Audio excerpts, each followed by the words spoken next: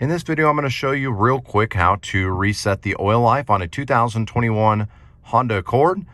This one has just been reset, but I'll show you how to do the process. What you're going to do is you're going to use the control panel right here on the center of the vehicle. You'll press the home button. It'll pop up with a menu that looks just like this. You're going to go to settings.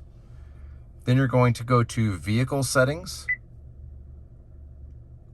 You're going to scroll down to the bottom of this menu here where you get to maintenance information.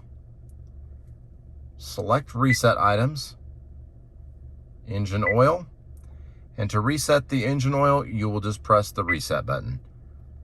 It'll take it just a second, and now the maintenance information has been reset. Pretty simple process.